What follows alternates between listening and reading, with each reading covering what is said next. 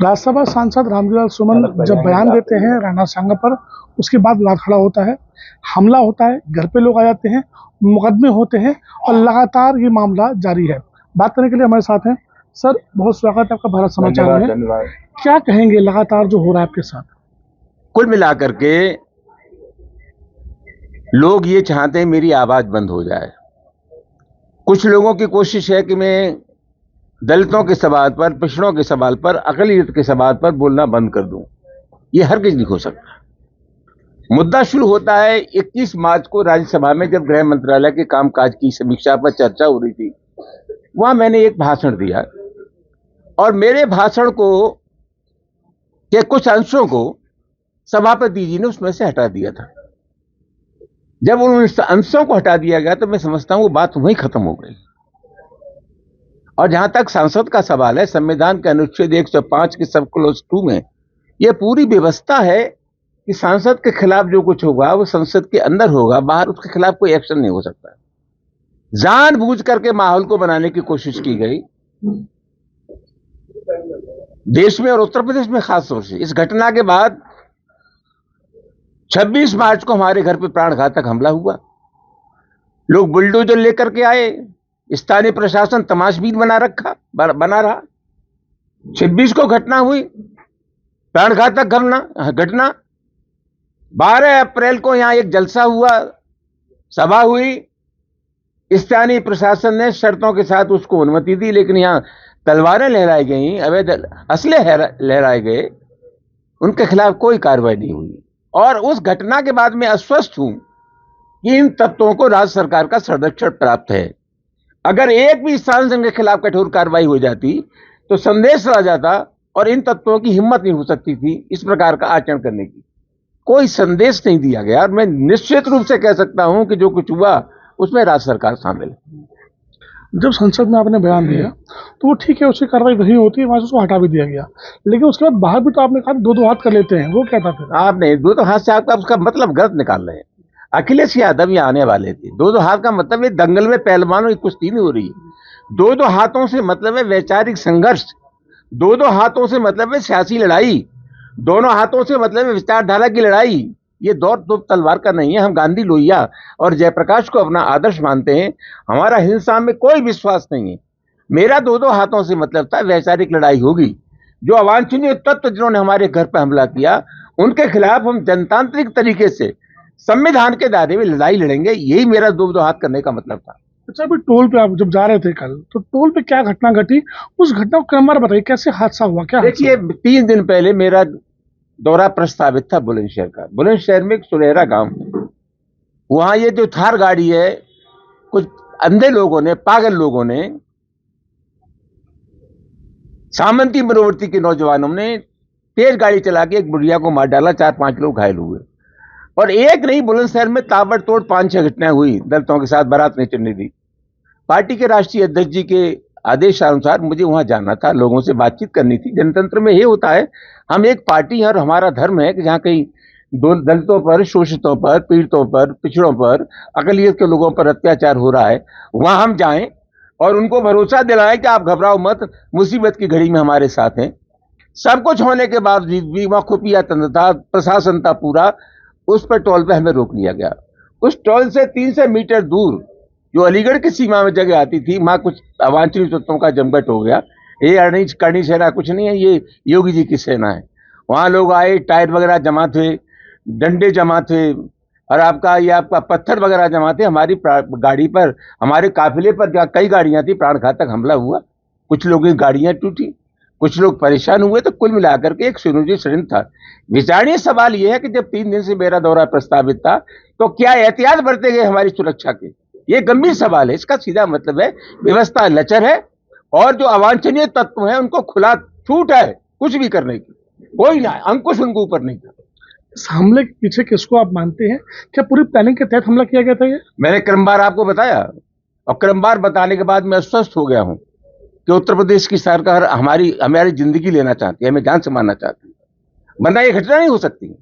एक राजनीतिक कार्यकर्ता होने के नाते मुझे सरकार का भी अनुभव है, मुझे सड़क का भी अनुभव है। सरकार में जो लोग होते हैं उनका जो फंक्शन होता है, उनका जो सोच होता है, उनकी जो जहनियत होती है, मानसिकता होती है, समाज का कामकाज उससे बहुत प्रभावित होता है। जो अवांछनीय तत्व हैं, अपराधी लोग हैं, तथाकथित सामंती मनोवृत्ति के लोग हैं, उनको लगता है कि राज जो है उनके मन मुताबिक राज है, उनके मिजाज का राज है, उनके मन का राज है, इसमें कुछ भी करो उनका कुछ होने वाला नहीं है। उनकी हैसियत संविधान और कानून से ऊपर है, इसकी वजह से ये सब कुछ हो रहा है। वरना एक जगह कठोर कार्रवाई हो जाती, इनकी औकात नहीं थी, हिम्मत नहीं थी, ये कुछ कर पाते। जब ये घटना घटती है, हमला होता है आपके काफिले के ऊपर, इसके बाद कुछ लोग गिरफ्तार भी किए थे पुलिस ने, इस पर अपना एक्शन लिया पुलिस ने?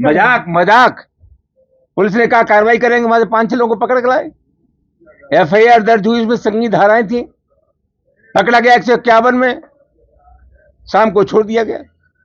151 में भी होता है कि SDM जमानत लेते हैं, और कभी कभी प्रशासन नहीं देखता है कि कोई खुराफाती आदमी है तो SDM से कह दिया जाता है इसकी 15 दिन जमानत मत लेना। लोगों को डिमोरलाइज करने के, हतोत्साहित करने के कई तरीके हैं, उनका कहीं कोई इस्तेमाल नहीं हुआ। इसका मतलब क्या हुआ? जो गिरफ्तारी करी उन्हें सेम पे छोड़ दिया, जो कि जेल जाना चाहिए था। ये जी हाँ, बिल्कुल, जिनकी जेल जाना चाहिए था उन्हें थोड़े दिन बाद, सेम नहीं, शाम को छोड़ दिया गया। अगर उनको 1 हफ्ते के लिए जेल भेज दिया जाता, कठोर कार्रवाई होती, तो मैंने जैसा पहले कहा कि हिम्मत नहीं दोबारा सब कुछ करने की। ये जानबूझ के लोगों को लगा हम कुछ भी करें, सरकार का रवैया हमारे प्रति नरम है, लिहाजा हमें खुली छूट है कुछ भी करने की। अच्छा, करणी सेना के ऊपर अब जैसे इन्होंने हमला किया, उसके बाद जो सपा कार्यकर्ता हैं उन पर उल्टा मुकदमा भी हो गया है, और वो कार्यकर्ता कहीं ना कहीं परेशान होंगे, गिरफ्तारी ना हो जाए उनकी, क्या कहेंगे? गुनहगारों को क्या गम है, अदालत उनके घर की है। समाजवादी पार्टी के कार्यकर्ता अनुशासित थे, किसी ने कुछ नहीं किया, पेशबंदी में ये मुकदमा लिखा गया है। मैं बहुत अदब के साथ कहना चाहूंगा, 10 मुकदमे लिखा लो, समाजवादी पार्टी का कार्यकर्ता हतोत्साहित नहीं होगा। और जहां तक मेरा अपना सवाल है, चाहे जो दफे लगा लो, चाहे जो पाबंदियां लगा लो, जहां जहां कमजोर वर्गों के ऊपर अत्याचार होगा, रामजीलाल सोहर डंके की चोट बच जाएगा, चाहे इसके लिए मुझे कोई कीमत अदा करनी पड़े। अच्छा, कोई तरीका है विवाद खत्म हो जाए, जो सामान्य चीजें वो चलती रहे, चाहे करणी सेना की बात की जाए, चाहे सपा की बात की जाए, कोई तरीका है विवाद खत्म होने का? ये बात तो खत्म उसी दिन हो गई थी जिस दिन संसद की कार्रवाई से हमारे अंशों को निकाल दिया गया था। जानबूझ के इसके विवाद को बढ़ाया गया। विवाद तो और भी बढ़ सकता है, अगर सही मानों में इतिहास के पन्नों को खोला जाए तो। हम विवाद नहीं बढ़ाना चाहते, लेकिन कुछ लोगों को इसमें फायदा दिखाई दे रहा है। हम क्या विवाद बढ़ाना चाहते हैं? संसद की कार्रवाई के बाद जब संसद में से मेरे शब्दों को निकाल दिया गया, तो घटना का पटाक्षेप उसी दिन हो गया था, और कुछ लोग जानबूझ कर इसको हवा दे रहे हैं। अच्छा, करणी सेना कह रही है कि माफी मांग ले, मामला हम खत्म कर देंगे। कोई सेना, काय की सेना? करणी सेना? मैं अपराधियों के सामने झुकूंगा, डंके की चोट जो कहना मैं कहूंगा। ये आपराधिक प्रवृत्ति के लोग हैं, करणी सेना नहीं है, योगी सेना है। कुछ भी करना पड़े, हमारा बोलना बराबर जारी रहेगा। मैं PDA के सवाल पर बोलूंगा, कमजोर वर्गों के सवाल पर बोलूंगा, दलितों के सवाल पर बोलूंगा, अकलियत तो पिछड़ों के सवाल पर बोलूंगा। दुनिया की कोई ताकत मुझे रोक नहीं सकती, मेरा एक काम जारी रहेगा। ये तो कहते हैं PDA नया बना है, PDA है क्या? 90% वो लोग जिनका हक मारा गया है, ये PDA एक मनोवृत्ति है। ये वही लोग हैं जो नहीं चाहते देश में जातिगत जनगणना हो, जातिगत जनगणना हो। जातिगत जनगणना होगी तो यह आकलन हो जाएगा कि कौन वर्ग कितना है, और ये योजनाएं जब बनेगी तब उनके लिए बनेगी। ये नहीं चाहते पिछड़ों के साथ इंसाफ हो। ये वही मनोवृत्ति है, जब अखिलेश यादव मुख्यमंत्री नहीं रहे तो उनके घर को गंगा जल से धोला गया। ये वही लोग है, अभी BJP का आदमी उज्जैन, BJP का विधायक, उसको मंदिर में नहीं जाने दिया। ये वही लोग है राजस्थान में नेता प्रतिपक्ष, उसको जाना था मंदिर में जाने के बाद उसको गंगा जल से धोया क्या? ये वही मनोवृत्ति है, ये वही मनोवृत्ति है जो दलित समाज के लोगों पर हमला कर रहे हैं। ये कौन सी दुनिया में रह रहे हैं? 2 तरह की लड़ाई है। एक लड़ाई तो ये है कि कुछ लोग ऐसे हैं जो अपनी मनोवृत्ति को बदलने को तैयार नहीं है। उन्हें बदलते संदर्भ में अपना मन बदलना चाहिए था। एक हिंदुस्तान में दलित वो नौजवान हैं जिन्होंने क्रांतियां पढ़ी हैं, इस जमाने की स्थिति को देखा है, वो किसी भी कीमत पर उस माहौल में रहने को तैयार नहीं है जिनके माहौल में उनके पुरखे रहा करते थे। और ऐलान है कि वो माहौल, वो जो वर्ग है, वो जो नौजवान है, वो जो दलित है, अब सम्मान की जिंदगी जिएंगे। यही विवाद है।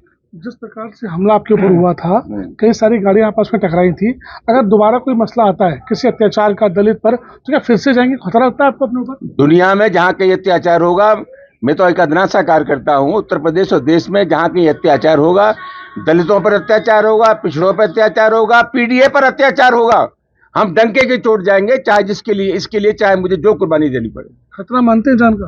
बन ही रहे, रिस्क लेना पड़ता है। अब कोई हमारी जान लेने पर उतर आए तो मैं क्या कर सकता हूँ? एक अदना सा मैं आदमी हूँ, लेकिन मेरा एक क्रम जारी रहेगा, लड़ाई जारी रहेगी। कह सकते हैं लड़ाई जारी रहेगी, जंग जारी रहेगी, कोई समझौता नहीं। तो ये थे सपा से राज्यसभा सांसद रामविलास सोनम, जिन्होंने कहा कि मैं अपने मुद्दों पर कायम रहूंगा और पीछे नहीं हटूंगा। सपा पार्टी और राष्ट्रीय अध्यक्ष मेरे साथ हैं। सहयोगी राज और कैमरामैन बबलू के साथ सुब्रत द्विवेदी, भारत समाचार, आगरा।